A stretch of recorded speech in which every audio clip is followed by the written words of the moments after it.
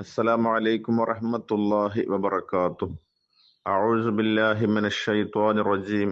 بسم الله الرحمن الرحيم. الحمد لله رب العالمين.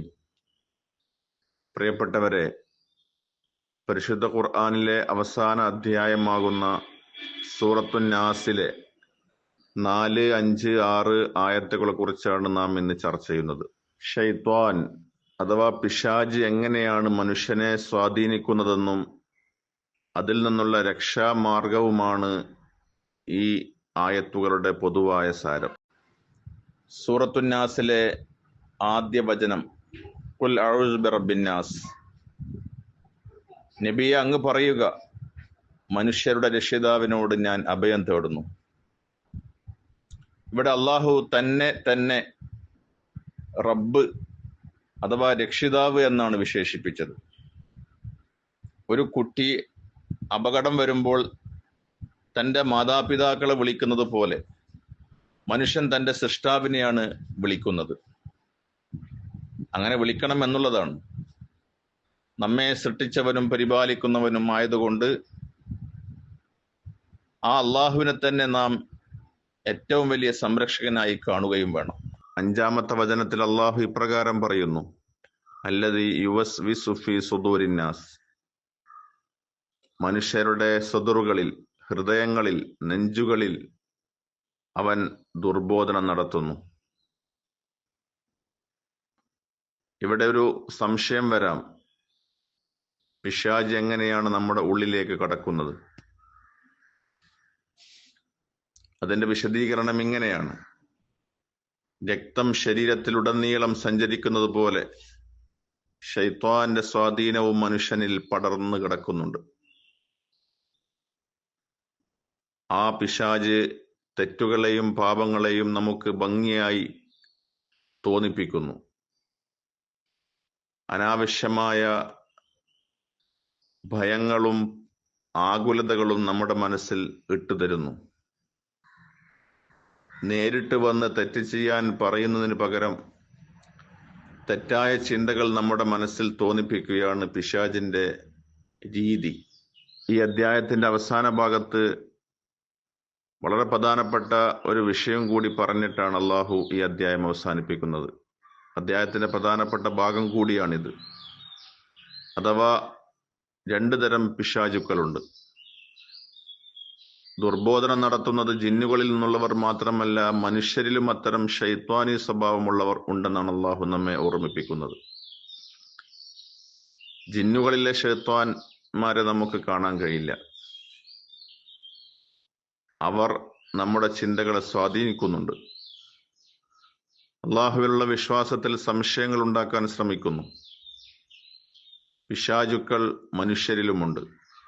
മനുഷ്യരിലെ പിശാചുക്കൾ ഒരുപക്ഷെ അവർ നമ്മുടെ സുഹൃത്തുക്കളുടെയോ ബന്ധുക്കളുടെയോ രൂപത്തിൽ വരും. നന്മയിൽ നിന്ന് നമ്മെ പിന്തിരിപ്പിക്കും, തിന്മയിലേക്ക് പ്രേരിപ്പിക്കും. ഇത്തരം കൂട്ടുകാർ അത് ചീത്ത കൂട്ടുകെട്ടുകളാണ്.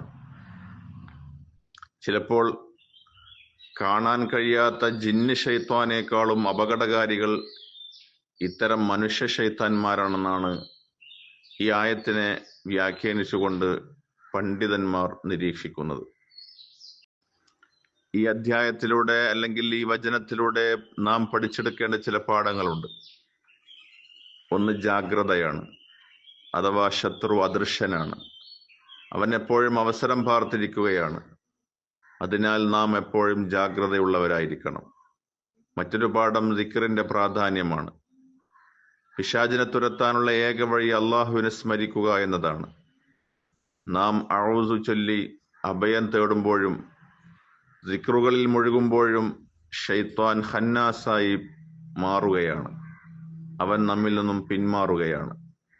മറ്റൊരു പാഠം കൂട്ടുകെട്ട് ശ്രദ്ധിക്കണം. മനുഷ്യരിലെ ദുർബോധനങ്ങളിൽ നിന്ന് രക്ഷപ്പെടാൻ നല്ല സുഹൃത്തുക്കളെ തിരഞ്ഞെടുക്കണം. ഈ അധ്യായത്തിന്റെ അവസാനത്തിൽ അള്ളാഹു നമുക്ക് നൽകുന്ന ഗൗരവപരമായ മുന്നറിയിപ്പ്, ജിന്ന് ശൈത്വാൻ നമ്മുടെ ചിന്തയിലാണ് വരുന്നത്. എന്നാൽ മനുഷ്യ ശൈത്വാൻ വരുന്നത് ഉപദേശിയുടെ രൂപത്തിലാണ്. അവർ നമ്മുടെ വികാരങ്ങളെ ചൂഷണം ചെയ്യും. നീ ഇത് ചെയ്തില്ലെങ്കിൽ മറ്റുള്ളവർ എന്ത് വിചാരിക്കും, ഇതൊക്കെ എല്ലാവരും ചെയ്യുന്നതല്ലേ തുടങ്ങിയ യുക്തികൾ നിരത്തി അവർ നമ്മെ പാപത്തിലേക്ക് നയിക്കും.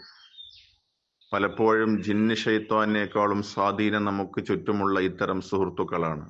പിശാചുക്കൾ ചിലപ്പോൾ ചില തിന്മകളെ ഭംഗിയായി നമുക്ക് മുമ്പിൽ കാണിച്ചു തരും. തസീൻ എന്നാണ് പറയുക, ഭംഗിയായി കാണിച്ചു തരും. തിന്മയെ തിന്മയായി കണ്ടാൽ ആരും അത് ചെയ്യില്ലെന്ന് ശൈത്താൻ അറിയാം. അതുകൊണ്ട് തന്നെ അവൻ ചില തിന്മകളെ നന്മകളായി വിവരിച്ചു തരുന്നതിന്റെ രൂപം, ഉദാഹരണം പറഞ്ഞാൽ അവൻ പലിശയെ ലാഭം എന്ന് വിളിപ്പിക്കും, അഹങ്കാരത്തെ ആത്മവിശ്വാസം എന്ന് തോന്നിപ്പിക്കും, പരദൂഷണത്തെ അവൻ നമുക്ക് മുമ്പിൽ തോന്നിപ്പിച്ചു തരിക അത് അവനെക്കുറിച്ചുള്ള സത്യമല്ലേ ഞാൻ പറയുന്നത്, വാസ്തവമല്ലേ പറയുന്നത് എന്ന് ന്യായീകരിപ്പിക്കും. ഇത്തരത്തിൽ പാപങ്ങളുടെ തിന്മകളുടെ പേരും രൂപവും മാറ്റി അവതരിപ്പിക്കുന്നതാണ് പൈശാചികമായ വസ്വാസ്. നമ്മുടെ ഹൃദയം ഒരു കോട്ട പോലെയാണ്. അള്ളാഹുവിനോടുള്ള പ്രാർത്ഥനയും സിക്റുമാണ് ആ കോട്ടയുടെ കാവൽക്കാർ.